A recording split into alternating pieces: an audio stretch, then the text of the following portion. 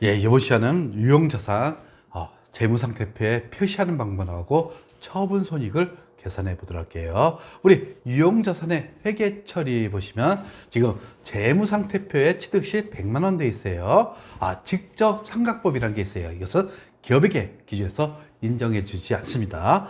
만약 100만 원에 대해서 아까 우리 매년 30만 원씩 정액법으로 감가상각한다고 가정하시면 차변에 감가상각비 비용 처리하고 대변에 기계장치 이렇게 표시하는 게 우리 직접 상각법이라고 합니다. 이것은 기업의 기준에서 인정해 주지 않아요. 즉 이렇게 보면 부분 재무상태표 보시면 기장치 금액이 얼마가 됩니까? 70만 원이 되죠. 이것을 우리는 직접 상각법이라고 합니다. 불인정합니다. 다만 무형자산에 대해서는 직접 상각법을 용인합니다. 당연히 무형자산은 간접상각, 직접상각 다 인정해 줍니다. 그런데 유형자산에 대해서는 우리 직접 상각법 인정해 주지 않는다는 거. 그러면 어떻게 감가상각하는지 보도록 할게요. 차변의 감가상각비 30만 원 이렇게 하고 여기에 되는 계정 과목이 감가상각 누계기라고 합니다. 즉 감가상각을 매년 누계 개념 알죠? 누적한다 이렇게 표현하시면 돼요. 그래서 감가상각 누계 이런 계정 과목을 써요. 이것은 기계장치를 차감하는 항목이 되는 거예요. 그러면 부분 재무상태표 보시면 이렇게 표시되죠. 지금 기계장치 100만 원은 취득가액 돼 있고 우리 감가상각 누계 지금 대변에 있으니까 마이너스 30만 원 해갖고 기계장치 장부가액이 70만 원 이렇게 표시되는 거예요.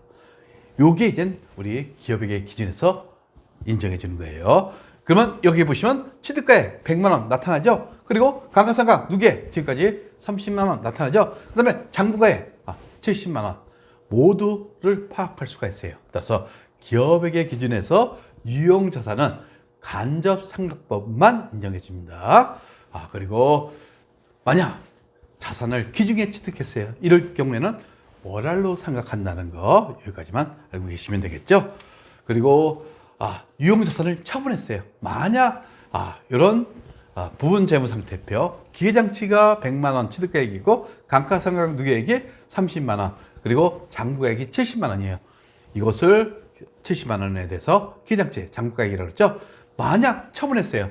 처분가액이 80만 원이라고 가정하면 결국 80만 원에서 지금 장부에 얼마에 적혀 있어요? 70만 원이니까 10만 원 이익이 발생한 겁니다. 이것을 유형자산 처분이익이라고 해요. 만약 처분했을 적에 이 기계장치하고 감가상각 누계액을 동시에 다 날리시면 됩니다. 지금 기계장치가 차변에 있죠? 그러면 기계장치 대변으로 날리시고 동시에 감가상각 누계액은 대변에 있죠?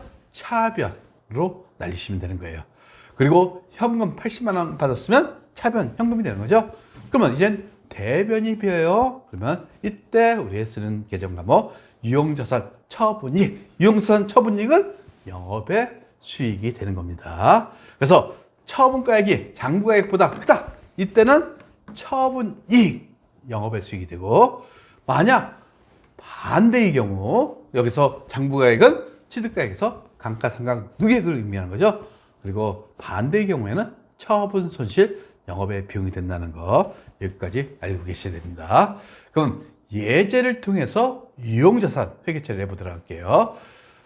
첫 번째 보시면 4월 1일 영업 목적으로 건물 100만 원을 당좌수표를 발행해주고 취득세 100만 원은 차기합수표를 납부하다. 결국 건물의 취득가액은 1000만 원 플러스 취득세 더하시면 1100만 원이 취득가액이 되는 거예요. 차변에 1100만 원 줬고 대변에 뭡니까? 당좌수표를 발행해 줬죠. 그러니까 대변에 당좌예금이 되는 겁니다. 그리고 취득세는 자기합수표를 납부했다. 자기합수표는 현금이라고 그랬어요. 그러니까 대변에 현금 하시면 되겠죠.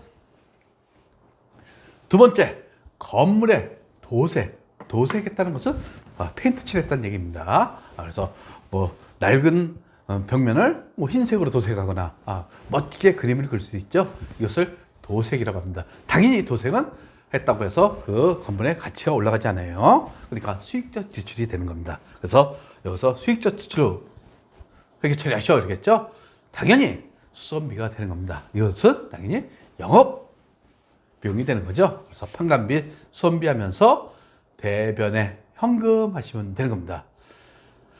세 번째 문제 보도록 할게요. 승용차 취득가액 1,500만 원, 매각 당시 감가상각 누계 800만 원. 결국 장부가액은 얼마라는 얘기입니까? 700만 원이라는 얘기죠. 근데 1,000만 원에 매각했대요. 1,000만 원에 매각했고 만기 어음을 받았대요. 어음을 받았다고 해서 어떻게 받으러 오면 안 된다는 거. 결국 1,000만 원이 처분가액이고 700만 원이 장부가액이 되는 거예요. 그러니까 300만 원 이익이 났어요. 따라서 대변에 차량 운반부 1,500만 원 날리셔야겠죠? 취득가액을 날리고 동시에 감가상각 누계 800만 원 날리시면 돼요. 그리고 만기 3개월 어음을 받았다고 됐어요. 여기에 만약 받으러 오면 틀린 겁니다. 미수급이죠. 이것은 상거래 이후에 채권이 되기 때문에 1,000만 원이 되는 겁니다. 그리고 요 차액이 유형자산 처분 이익이 되는 겁니다. 네 번째, 우리 4월 초에 취득한 건물에 대해서 감가상각비를 계산하다 이렇게 했어요. 4월 초니까 건물 1,100만 원짜리 얘기하는 거죠. 따라서 잔존가치와 재료고 정액법이 됩니다. 그리고 내용연수는 20년. 결국 감가상각비는 1,100만 원에서 잔존가치 제하고 나누기 20년. 근데 4월 초에 취득했죠. 4, 5, 6, 7, 8, 9, 10, 11, 12. 그러니까 9개월. 즉 월을 상각하게 돼 있다는 거. 결국 41만 1,500원이 되는 겁니다. 따라서 차변의 감가상각비, 대변의 감가상각 누계, 건물에 대한 감가상각 누계 이렇게 하시면 되는 겁니다. 그 다음에 5-1을 보시면 2000X1년 12월 31일 연초에 취득한 기계가 있대요. 취득가액이 얼마? 500만 원. 감가상각비를 계산하다. 내용연수는 5년. 잔존가치 제로. 정률법 상각률. 잔존가치는 의미가 없어요. 우리는 잔존가치는 어떤 거 상각률 계산할 때는 필요하지만 상각비 계산할 때는 필요 없어요. 500만 원 곱하기 상각률로 계산하시면 돼요. 그렇죠? 장부가의 첫 해년은 40% 곱하면 200만 원이 감가상각비가 되는 거죠. 차변의 감가상각비, 대변의 감가상각 누계 이렇게 하시고. 근데 두 번째 보시면 2000년도에 대해서 또 했대요. 장부가액법이라 했어요.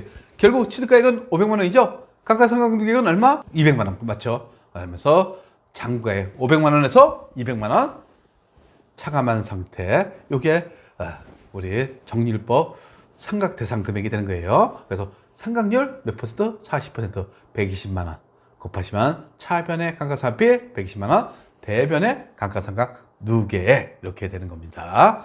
그리고 거기에 감가상각 누계액은 첫 해년도 200년, 그 다음에 둘째 년도 120만 원, 320만 원이 되는 거죠. 320만 원. 그러면은 기말 장부 금액도 계산할 수가 있습니다. 그래서 여러분들 유형자산할 적에는 기본적으로 감가상각비를 계산하실 줄 아셔야 됩니다. 정액법하고 정리법에 대해서.